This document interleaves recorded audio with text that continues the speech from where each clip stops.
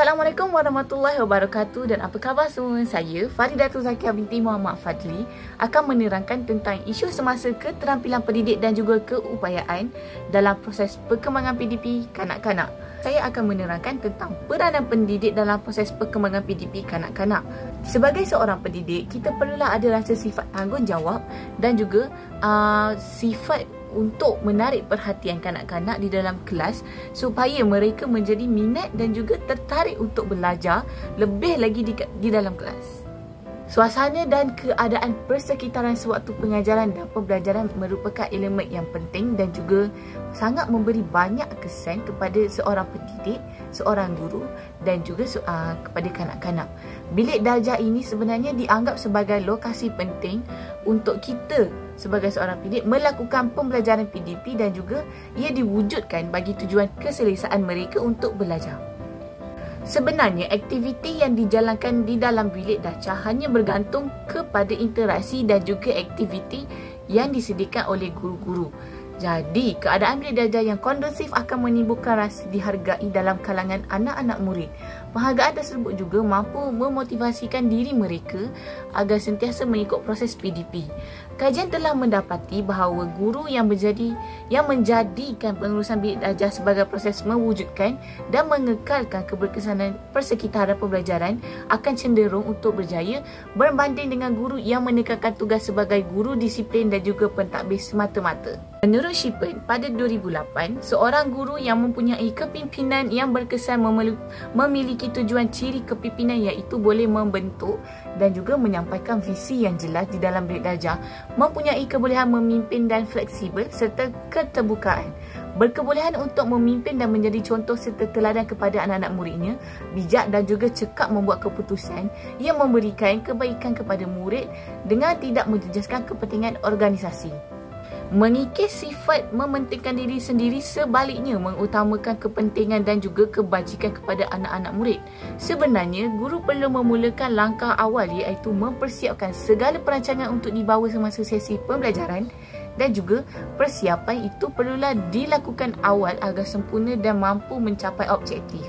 Sebagai contoh, guru mempersiapkan bahan bantu mengajar yang lengkap jika ingin mengajar menggunakan papan layar ataupun perlu menyediakan bahan-bahan yang lain jika melakukan aktiviti di dalam kelas agar segala objek akan didapat dengan capai.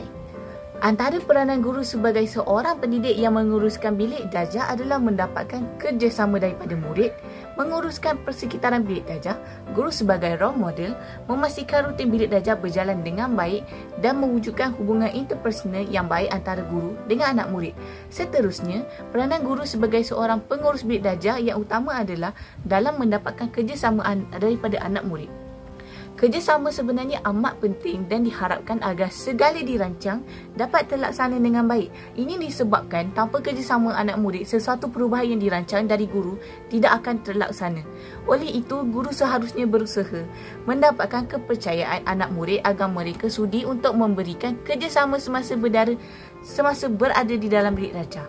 Seterusnya, pendidik boleh menggunakan teknik dapatan atau inquiry bagi murid yang bersifat berdikari. Teknik ini memerlukan guru sentiasa mengajukan beberapa persoalan-persoalan yang dapat menimbulkan perasaan ingin tahu anak murid terhadap sesuatu perkara di dalam kelas dan cuba memberikan mereka supaya mereka boleh menyelesaikan persoalan-persoalan tersebut dengan sendiri dan cuba dengan sedaya upaya mereka. Selain itu, menggunakan teknik penerangan bagi murid yang bersifat bergantung kepada orang lain. Setengah pelajar mempunyai daya pemikiran yang agak lambat dan memerlukan orang lain untuk menerangkan sesuatu konsep. Maka seorang pendidik perlulah mengaplikasikan tips ini apabila berdepan dengan situasi tersebut. Ia dengan memberikan penerangan yang efektif kepada murid-murid tersebut. Pada masa yang sama, boleh memberikan lebih pujian kepada mereka yang introvert. Bagi mereka yang mempunyai ciri-ciri ini, dengan memberikan pujian kepada mereka, ia akan dapat mendorong mereka berasa lebih yakin dan juga berusaha dengan lebih gigih pada masa akan datang. Dan juga boleh mengadakan perbincangan atau aktiviti berkumpulan dengan kerap kepada pelajar yang bercirikan ekstrovert. Bagi individu yang bersifat ekstrovert ini, perbincangan merupakan suatu kaedah yang begitu disukai oleh mereka dan ini menimbulkan rasa minat untuk mereka belajar dengan bersungguh-sungguh. Oleh itu, guru perlulah menggalakkan perbincangan atau aktiviti secara berkumpulan sewaktu pembelajaran berlangsung. Jadi itu sahaja saya punya penerangan pada hari ini yang berkaitan dengan isu semasa keterampilan pendidik dan keupayaan pendidik dalam proses perkembangan PDP kanak-kanak.